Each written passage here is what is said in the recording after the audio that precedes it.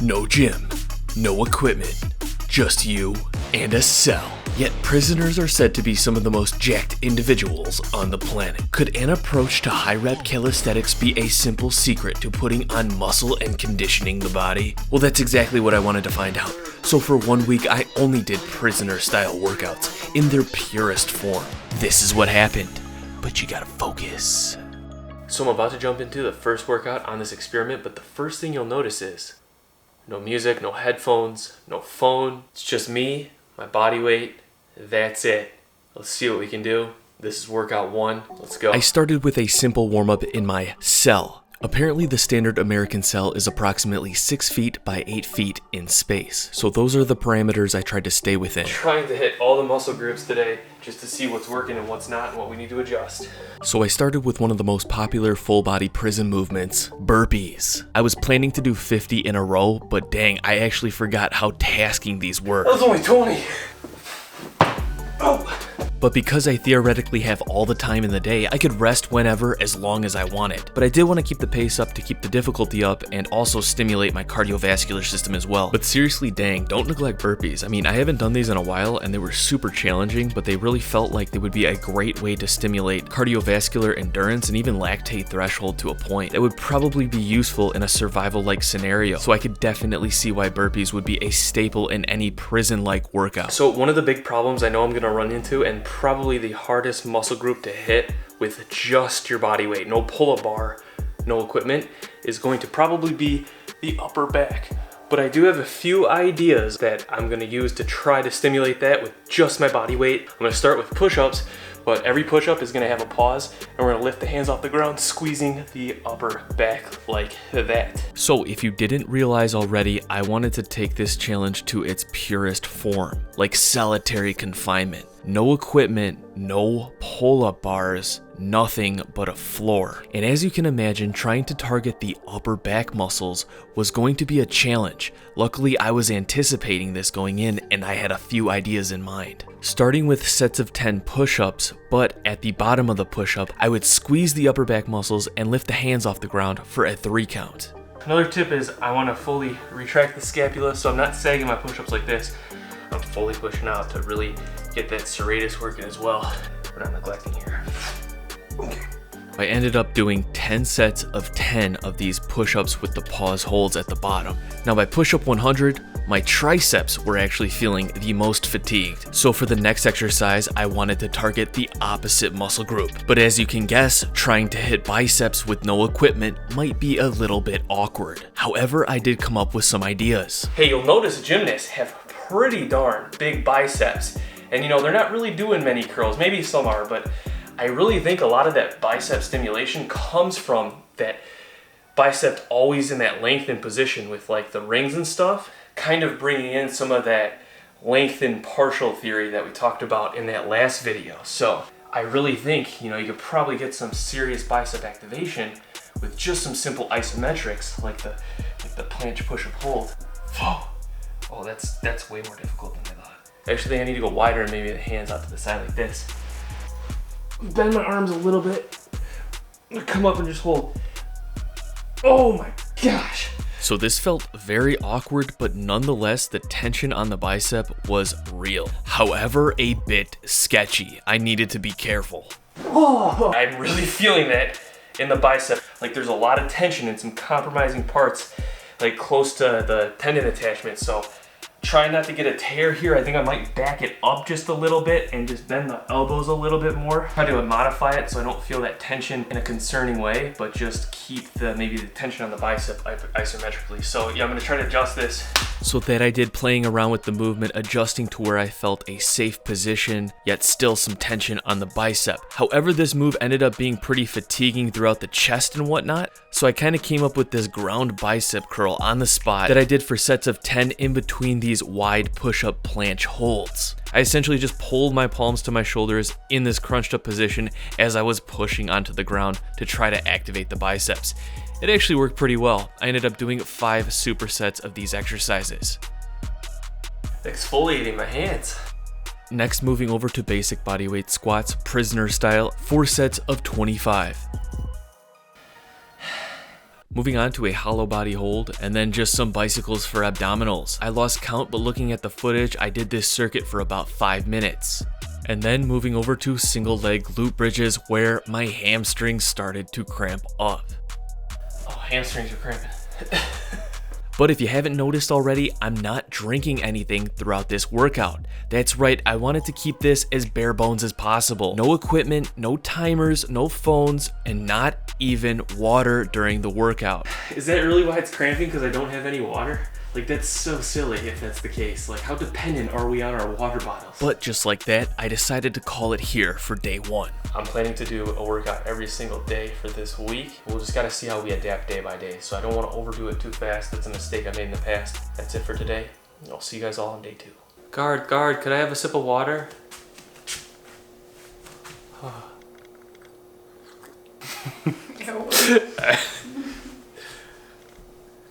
Oh, that was gonna be funnier than it was. That was just weird. All right, day 2. I'm getting transferred. Okay, no, but for real, it's a little cold outside. I was actually planning to do this out here in the this like area, but there's a lot of cars going by, so like I don't want to be rude and like steal like a parking spot, or just, I don't know. Maybe I'm just socially awkward. There's so many parking spots. Are you kidding Yeah, but there's me? cars going by like right and left. I don't know. So yeah, change of plans. We're gonna take this into the gym. I think there's a little corner that looks like a cell, but yeah. So I guess I didn't bring a change of clothes though. So I was going for like an Arctic, like a prisoner in the Arctic look. You know, we're gonna train outside. It was gonna be cold. Which actually doesn't make any sense now that I think about it, because why would you want your prisoner to blend in with the background? Anyways, getting to my hypothetical cell, about a 10 foot by 10 foot space this time. I warmed up with some jumping jacks, high knees, butt kicks, and some other various just swinging around. And then I did the staple 50 burpees to really get the blood pumping. This took about 10 minutes. Now the highlight of this workout day was actually the next exercise, where I attempted to do reverse push-ups, also known as bicep push-ups, and I was really trying to see if I could get some kind of like a squeeze in the biceps to really isolate and target them. And just being honest, at first it didn't really seem like it was working well. In fact, it felt like it was targeting my triceps way more. That is until I kind of played around with it and came up with this modification, where when going down in this motion, I would bring my center of balance above my elbows and go forward, and then on the way up, almost doing this like scooping motion, pushing my center of balance in this position back behind the elbows. Think of like a scooping motion, kind of like when doing a front raise with dumbbells or cables, but on the ground pushing my body. As I figured out a way to make this less awkward as this movement evolved, I found that by pointing the butt up at the end of the motion allowed me to use that scooping motion with the biceps on the way up and then get that depth on the way down without having to awkwardly let the feet slide on the floor. Supersetted with these, I did 10 curls with no weight, really just flexing the muscles like holding a flex, and I was hoping this would help me enhance that mind-muscle connection to the biceps when going back into the bicep push-ups. 10 sets of 10 of this superset, which actually took quite a while. But then moving on to Supermans, lifting the feet, head, and upper back off the ground, I also added in a squeezing motion with the arms. 5 sets of 10 squeezes, trying to go at a controlled pace. Once again, starting to feel systemically fatigued and dehydrated, I moved to jumping lunges, throwing in some random jumping squats here and there, and at this point of the workout I was kind of losing track, but I counted on camera I did 44 jump lunges and 19 jump squats. So yeah, not the most. But then moving over to invisible jump rope, hitting them invisible double unders. At this point I was getting pretty exhausted. The no water thing was really getting to me. I don't know if that was really even a good idea in this challenge. So just finishing up with a couple sets of leg lifts, and I was done after this. So that went pretty well, but then again, I still don't feel like back was hit well enough. So we're gonna have to look into some more solo bodyweight only back hitting methods. But hey, it's only day 2. We'll see how I feel tomorrow. Day 3, chest, front delts, triceps, especially triceps, extremely sore, like almost like tender to touch. However, my back feels like we need to do some more work. I feel like I'm actually starting to get this like rounded posture almost. I know it's only like day 3 and I'm just super sensitive, Luke, here, but yeah, I really feel like I just haven't yet hit my back like I wanted to. Anyways, I found a solution. My homeboy right here, Hampton, from Hybrid Calisthenics. This exercise is genius. elbow press. And yeah, I know we're not supposed to have phones in here. Oh my gosh, what am I doing? Okay, pretend like I watched that and researched that before I even started this whole thing, okay? Anyways, like everything pushing is like super sore, so I'm really just gonna focus on back, try to work around this exercise right here, and then I'm also gonna do legs. So back and legs today, day 3. Let's do it. Starting with a brief small space warm up, and then moving to elbow press holds for time. I'm just gonna stay on my butt at first here. And lo and behold, not even lifting off to the feet, but just to the butt, I really felt this in the upper back. Yeah, I'm just gonna keep doing that as many sets as I feel like is right. We have all day. So I ended up doing 8 sets of this elbow press hold for about a 30 count, which really felt like it was working the upper back, and you can even see in this back shot right here, everything from the rear delts, the rhomboids, and even a little bit of the traps seems like it's being stimulated. Keeping it simple, after these 8 sets, knocking out 300 bodyweight squats for legs in sets of 25, and then I was done. I have a feeling they're gonna be sore. Alright, yo, trying out a new spot, and I was thinking like, am I forgetting something? But I realized, just my body weight. So I'm not forgetting anything. Well, and my camera. Yo, so it's day 4 out in the yard today. Legs are absolutely fried, like so sore. So today, what I'm thinking is cardio and isometrics. So for about the next 30 minutes with no timer, no music, I did a combination of jumping jacks, running in place, burpees, and other various forms of just kind of moving around cardio that I knew how to do, trying to keep my heart rate elevated to get that cardiovascular stimulation. Oh shoot! In between bouts of this aerobic activity, I did isometric handstands, side planks, planche push-up holds, and even some neck exercises. The head turns and then applying isometric tension to each side of the head. What? Now unfortunately, during some random spaz of cardio, I felt a twinge in my lower back. It didn't feel too bad at first, but this would evolve into something much worse. A lower back injury. I don't want to bore you, but the inflammation got so bad, for the next 2 days, I couldn't do anything other than just lay on the floor. So it's technically day 6 of this experiment, and I gotta be honest, the back is pretty thrown out still. Like I can barely stand up for more than like 2 minutes without just getting super uncomfortable and having to lay down on the ground. So I've literally been spending the last, it's going on like 48 hours now of just like literally just laying on the ground. By day 7, I started to feel a little bit better and was able to do an easy workout, just some elbow presses, and because I literally couldn't put my legs out without my back spazzing, I did some knee push-ups. Then I did the same exact thing for day 8, and if you look close enough, this is silly, but you can almost see the swelling in the entire lower back region. Like, how was it that bad of a strain from what I did? I will get to criticizing myself later. Oh, fat abs. Luckily for day 9, I felt comfortable enough to get back into regular push-ups again, so I mixed it up with some diamond push-ups, some wide plank holds, and even a little bit of abdominals because I figured that might be a weak spot contributing to my back injury. And then praise the Lord, miraculously by day 10, I was feeling about 90% better and was able to do pretty much all the exercises I wanted to do, but I did so with caution. Pretty much running through full body, and I actually did 2 workouts on this day to hopefully make up for lost time. So in this workout today, I've noticed I've been doing a lot of push-ups recently and, you know, these elbow presses as well, but I feel like my lateral delts are kind of lacking, so I was doing some like pike push-ups and pike push-up variations. I believe they're called like Tyson push-ups. Trying to target more of the whole entire delt, the lateral shoulders with those. Also trying to hit the back and biceps a little bit more with an experimental, just yourself-only exercise, pulling one knee to the opposite side and trying to resist with these abductors here and whatever on the side here. Kind of a mind twist because you're trying to make this move while you're trying to make this not move, so it's like kind of like you gotta think about 2 things at once, I guess. But you know, I was getting it right to where I was actually really feeling the contraction in the back rear delt here and in the bicep and even a little bit in the grip. I feel like that's something that's been lacking. If we only had a pull-up bar, like, we could definitely be working on some more like grip related stuff, but I feel like this might actually be a good substitute. But yeah, back's feeling better and I think this experiment's coming to an end, so I'm I'm excited to see what I look like compared to the before results, considering this whole entire roller coaster of an experiment. What is up, home slice? So did 10 days of only prisoner style workouts with no equipment whatsoever, did it have any effect on my body composition or body appearance? Let's take a look. So first of all, I'm actually the exact same weight, which is crazy. And then looking at the relaxed positions as well as the flex positions, in my opinion, I look pretty much exactly the same. And my legs also look exactly the same too. Please just take my word for it. For some reason when I was filming the afters, things got a little too revealing. Anyways, my legs look the same.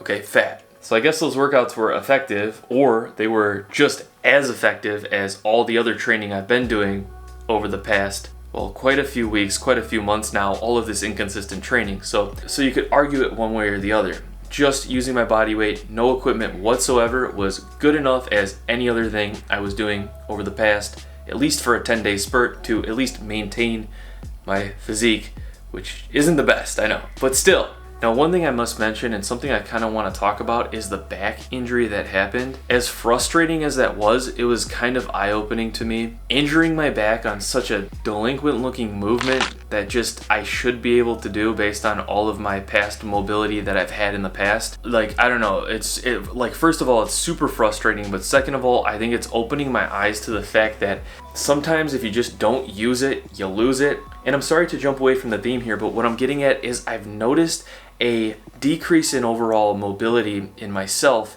and a tightness and a weakness in opposing muscle groups that I've been developing just by doing all of these silly challenges, and also just slacking in my overall fitness on the outside of these challenges. And if you've been watching some of my videos, you'll know coming up I do want to get into a performance bulk. But getting into that bulk, I don't want to be going in all messed up and unbalanced and whatnot. I at least want to get at least better than where I'm at right now. So I'm going to address that going forward, and the next challenge coming up is actually going to be hopefully interesting, but also addressing this problem, so stay tuned. Now, jumping back to the theme, looking at this back injury is kind of ironic, if that's the right word, because getting an injury, in an essence, is somewhat like being in a prison, not in the physical sense, but in a sense where you're in a confinement. You're confined to working with that injury. And the feeling of that is, it's mentally fatiguing. And with that being said, it kind of enlightened me to the fact that a lot of us, at one time or the other in our life, have been in some sort of a prison or a confinement. Not necessarily like thrown in a physical cage, but maybe you were just like stuck somewhere in an apartment. You had no gym, nowhere to go. Maybe you were in a job or doing something like that, or this or that, where you were stationed somewhere or whatever, where you just couldn't work out, but you had nothing else to do. You had a lot of waiting time, and it's like you had to come up with ideas if you wanted to maintain a training regimen to train yourself with absolutely nothing. That's kind of like a background idea where I was taking this video, not necessarily like training exactly like penitentiary style. I've seen a lot of other YouTubers do videos on that, and they're actually really entertaining. I highly recommend checking those out. But yeah, this idea was like a completely minimalist workout. So you could say prison, you could say like a monk workout, I don't know, but just I wanted it to be zero equipment. So yeah, with that being said, let me know if ever in your life you've been in a situation where you haven't had access to a gym or whatever, or you just were like confined and stuck, and you had to come up with ideas to entertain yourself, to make yourself stronger, to just pass the time. But with that being said, if you are looking for a body weight training program, check out my 12-week calisthenics program, Bodyweight Beast 2.0. Use code FOCUS at the checkout to get a discount, onlykindsfitness.com. Now, I do recommend in this program you get a pull-up bar or some rings. I would actually recommend the rings. I feel like those are way more versatile. But yeah, tons of great feedback on that program. Check that out if you're interested. 12 weeks, you can go straight through. You can pick and choose days, kind of like I do now. Check it out. Hard copies and digital downloads available. But now for a second, back to the whole behind bars theme. A huge elephant in the room that I was going to address, but literally I was laying on the ground and I got too lazy to address it, but I'll address it now, and that is nutrition. One of the mysteries of the internet world has always been, how are prisoners so huge when they have such poor nutrition. And I did look up example prisoner meals on Google and throughout various websites, and especially the meals in America, they look pretty not so nutritious, let's just put it that way. Now I heard a couple of theories on this, you know, the fact that there isn't much movement so they don't need that many calories, but then, you know, if you are working out intensely, doing burpees, etc., what about that? I also came across another theory of just like that you're in an environment where you must be aggressive and strong, so your body like almost amps itself up in like a survival like scenario. And then I also heard potentially there's like sometimes other food between meals. Let me know if you guys know. I really don't know. I'm not gonna act like I know. I wanna thank you all so much for watching this video. Thank you for sticking around with me. And you know what? I'm just gonna guess, and thank you guys for sending me good wishes. I'm certain some of you guys out there before even seeing this have said, bro, I hope you get better. I'm praying for you. I hope your back gets better. I just wanna say thank you. Well, watch, no one did. But I also want to reassure you the back is feeling much better now, and I'm actually in the middle of another experiment where I feel like I'm really addressing some of these problems. That's coming up hopefully next week. I was ahead, now it's closing the gap. But yeah, hopefully next week, maybe a week after. Looking silly in the gym, let me just say, but I think I'm onto something here. With that being said, I hope you all have a great day. Stay tuned. Don't forget to subscribe. Peace. I will see you all in the next video.